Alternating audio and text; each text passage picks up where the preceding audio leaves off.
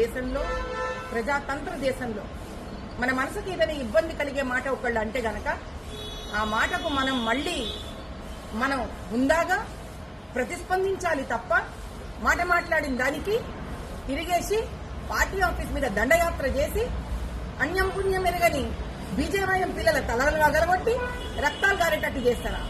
నేను ఒకటే మాట అడుగుతా ముఖ్యమంత్రి గారిని, రేవంత్ రెడ్డి గారు, మరి సమాంతం మీద కమెంట్ చేసిన మీ పార్టీ స్త్రీ మనుషులు ఎవరి తలలు వగలగొట్టిండ్రు? మీ కాంగ్రెస్ కార్యకర్తలు ఏ కాంగ్రెస్ పార్టీ మీద దండయాత్ర చేసిండ్రు అంటే అప్పుడు వినిపించలేదా మీకు?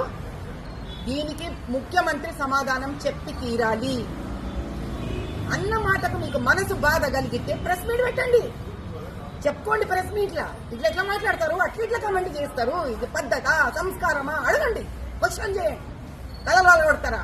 పోలీసులు నిలబడి దిక్కు చూస్తారా? డ్రామా చూస్తుండ్రా పోలీసులు? మరి సమాంతం మీద ఇదే కమెంట్ చేసిన మీ వాళ్ళ తలలు ఎందుకు మగలగొట్టలే? మరి ఈ ప్రశ్నలకు సమాధానం కావాలి.